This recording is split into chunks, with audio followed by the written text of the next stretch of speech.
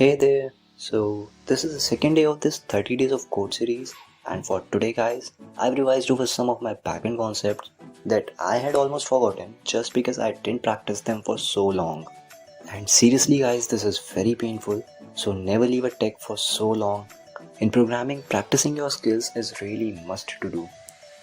So, the day was actually unexpectedly very much hectic, and all what I could make was a weather app which shows weather data according to the city filled in.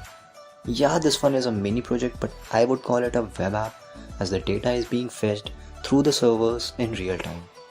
Now let's get to the project side. So I created this web app using plain and simple HTML and JavaScript along with Tailwind CSS. And Express.js for backend.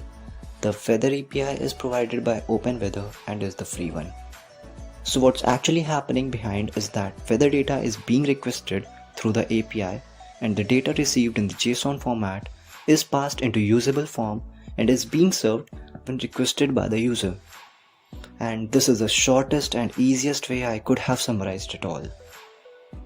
The web app uses city name as the query, which requests the server for the weather data related to that particular city, and then the server sends the response accordingly.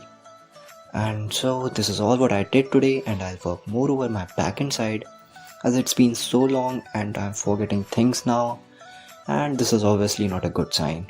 So that's it for today, and see you soon with the next one.